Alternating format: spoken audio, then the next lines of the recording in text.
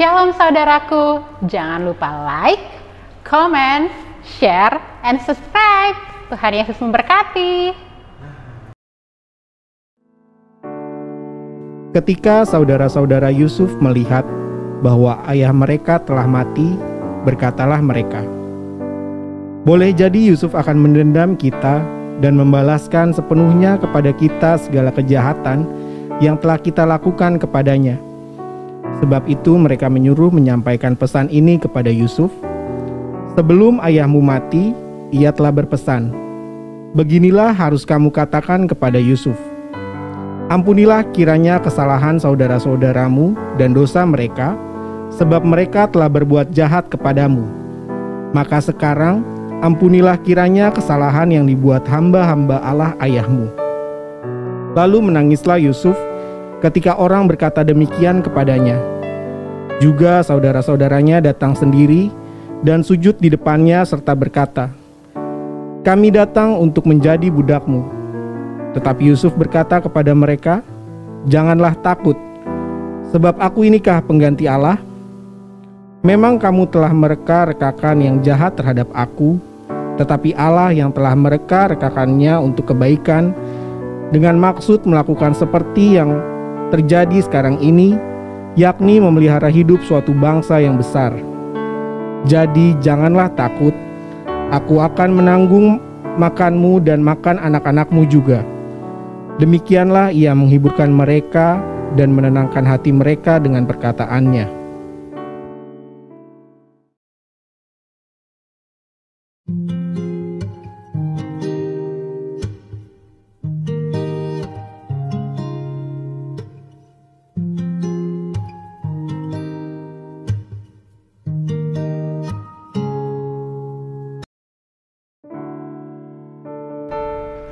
Shalom saudaraku, bagaimana kabarmu? Semoga kita semua dalam keadaan baik dan sehat. Kali ini Ceria hadir kembali mengkisahkan tokoh Yusuf, seorang penafsir mimpi yang dijual saudara-saudaranya, penuh kasih dan pengampunan. Adapun anak laki-laki Yakub 12 orang jumlahnya.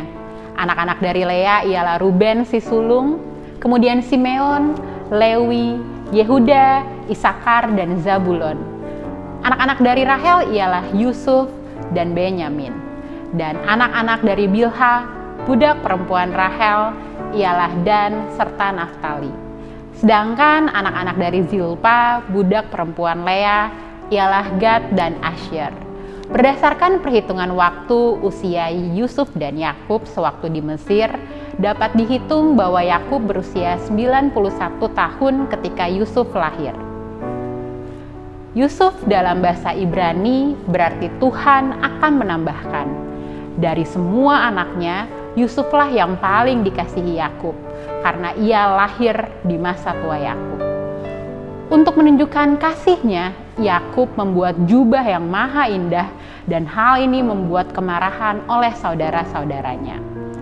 Masih pada usia muda, yaitu 17 tahun, pada suatu kali bermimpilah Yusuf. Lalu mimpinya itu diceritakan kepada saudara-saudaranya. Mimpi di mana tampak ia bersama saudara-saudaranya sedang di ladang mengikat berkas gandum. Tertulis di Alkitab, "Lalu bangkitlah berkasku dan tegak berdiri. Kemudian datanglah berkas-berkas kamu sekalian mengelilingi dan sujud menyembah kepada berkasku itu." Hal ini tentu memunculkan pertanyaan oleh saudara-saudaranya. "Apakah engkau ingin menjadi raja atas kami?"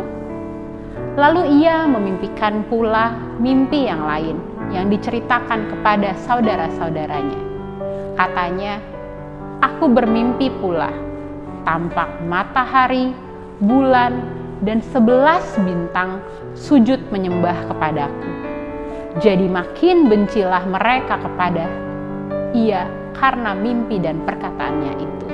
Kemarahan dan iri hati yang memuncak oleh saudara-saudaranya membuat Yusuf kemudian dijual oleh saudaranya. Ketika kakak-kakak Yusuf sedang mengurus domba-domba ayah mereka, Yakub meminta agar Yusuf menengok mereka. Mereka kemudian memegang Yusuf dan melemparkannya ke dalam sebuah sumur yang kering. Pada saat itu, beberapa orang keturunan Ismail datang lewat. Mereka menjual Yusuf seharga 20 keping perak. Alangkah keji dan jahat perbuatan itu. Mereka kemudian membunuh seekor kambing dan mencelupkan jubah Yusuf yang indah ke dalam darah kambing itu. Kemudian mereka membawa jubah itu kepada Yakub dan berkata bahwa mereka telah menemukan ini. Yakub tahu bahwa itu benar jubah Yusuf. Yakub sedih dan menangis berhari-hari, tetapi Yusuf tidaklah mati dibunuh binatang buas. Kehidupan Yusuf kemudian berlanjut dari kisah anak kesayangan dan sekarang harus menjalani hidup sebagai seorang budak. Ia dijual sebagai budak kepada pria bernama Potifar. Potifar bekerja bagi Firaun, penguasa Mesir. Tuhan menjadikannya sebagai orang kepercayaan Potifar dengan tugas kepala rumah tangga Potifar. Tetapi kemudian hidupnya diturunkan kembali ke titik yang rendah oleh sebab fitnahan dari istri Potifar dan masuk ke dalam penjara. Mazmur 105 ayat 18 menggambarkan dengan lebih jelas keadaan Yusuf saat itu, di mana leher dan kakinya dibelenggu.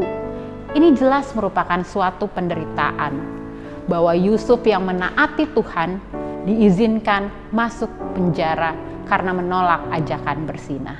Masuk dan tinggal di dalam penjara, kembali hidup Yusuf diangkat oleh Tuhan dengan dijadikan kepercayaan kepala penjara.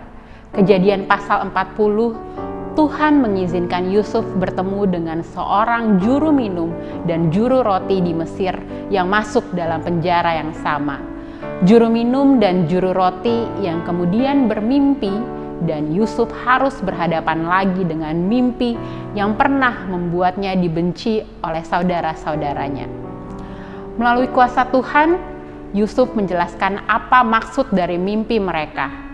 Mimpi juru minum itu berarti bahwa juru minum itu akan dibebaskan, dan 3 hari kemudian ia dibebaskan untuk bekerja lagi bagi Firaun. Suatu hari Firaun dirisaukan oleh mimpinya. Tidak ada seorang pun yang dapat memberitahu apa arti mimpinya. Tuhan mengizinkan Firaun bermimpi dan memakai juru minum itu untuk menjadi saluran berkatnya bagi Yusuf. Yusuf dipanggil untuk menafsirkan mimpi Firaun. Yusuf mengatakan bahwa Mesir akan mengalami 7 tahun dengan banyak makanan, diikuti dengan 7 tahun bencana kelaparan. Arti mimpi itu membuat Yusuf dipandang baik oleh Firaun. Kata Firaun kepadanya, "Oleh karena Allah telah memberitahukan semuanya ini kepadamu, tidaklah ada seorang yang demikian berakal budi dan bijaksana seperti engkau." Akhirnya Yusuf memegang kuasa atas istana Firaun dan dilantik menjadi kuasa atas seluruh tanah Mesir. Ya, inilah puncak dari ketaatan Yusuf kepada Allah. Yusuf melewati perjalanan yang panjang sejak ia berumur 17 tahun dan akhirnya mendapat kepercayaan itu pada umur 30 tahun. Tidak dengan mudah. Setelah lewat ke-7 tahun kelimpahan yang ada di tanah Mesir, mulailah datang 7 tahun kelaparan. Bahwa terjadi kelaparan yang hebat di seluruh bumi, termasuk di Kanaan tempat tinggal ayah dan saudara-saudara Yusuf. Mendengar ada gandum di Mesir, lalu Yakub mengutus saudara-saudaranya untuk membeli gandum di Mesir. Momentum inilah di mana akhirnya Yusuf dipertemukan kembali dengan saudara-saudaranya. Mereka tidak mengenali Yusuf, namun Yusuf mengenali mereka dan berpura-pura tidak mengenal mereka. Kemudian Yusuf memberi saudaranya makanan dan menyuruh mereka untuk tidak kembali mengambil makanan lagi kecuali membawa adik bungsu mereka. Yakub kemudian mengutus Benyamin bersama putranya yang lain kembali ke Mesir. Yusuf bahagia melihat saudara-saudaranya telah berubah. Mereka menyayangi dan melindungi Benyamin. Akhirnya Yusuf menceritakan siapa dirinya. Yusuf mengampuni saudara-saudaranya karena telah menjual dia untuk menjadi seorang budak. Yusuf berkata, itu adalah cara Tuhan untuk menolong keluarganya dalam bencana kelaparan. Yusuf mencium semua saudaranya dengan mesra dan menangis sambil memeluk mereka. Saudara-saudara Yusuf kembali kepada Yakub dan menceritakan kepadanya semua yang telah terjadi. Yakub memindahkan seluruh keluarganya ke Mesir. Firaun memberi mereka tanah dan hewan agar mereka dapat mempunyai banyak makanan. Pun ketika Yakub mati, saudara-saudara Yusuf masih takut jikalau Yusuf akan membalaskan dendam kepada mereka. Mendengar hal itu, Yusuf kemudian meyakinkan saudara-saudaranya kembali untuk tidak takut. Yusuf menghibur dan menenangkan hati mereka dengan perkataannya untuk tetap menjamin hidup saudara-saudaranya dan anak-anak mereka. Yusuf memberi nama Manasye kepada anak sulungnya, sebab katanya, Allah telah membuat aku lupa sama sekali kepada kesukaranku dan kepada rumah bapakku. Dan kepada anaknya yang kedua diberi nama Efraim, sebab katanya, Allah membuat aku mendapat anak dalam negeri kesengsaraanku. Yusuf kemudian meninggal pada usia 110 tahun. Yusuf meyakini bahwa Allah yang telah menyuruhnya mendahului saudara-saudaranya untuk dapat menjamin kelanjutan keturunan di bumi ini.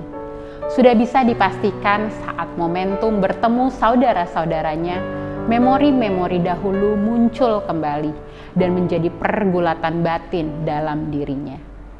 Sekali lagi, dalam kekuasaannya, Yusuf bisa saja menggunakan kekuatan yang dimilikinya untuk membalas, tetapi itu tidak dilakukannya. Kemarahan dan dendam dibalas dengan kasih dan pengampunan. Mengingat bagian ini, maka teringat juga akan kasih Yesus.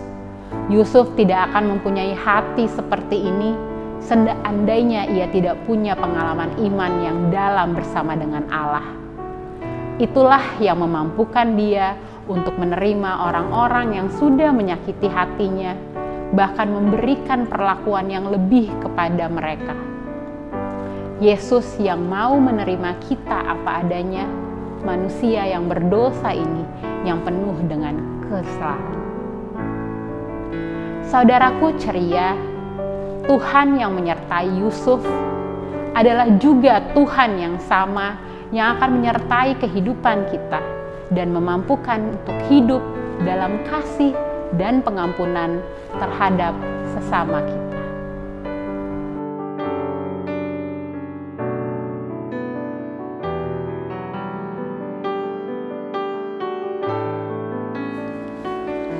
Segala kepahitan, kegeraman, kemarahan, pertikaian dan fitnah hendaklah dibuang dari antara kamu, demikian pula segala kejahatan. Tetapi hendaklah kamu ramah seorang terhadap yang lain, penuh kasih mesra dan saling mengampuni, sebagaimana Allah di dalam Kristus telah mengampuni kamu.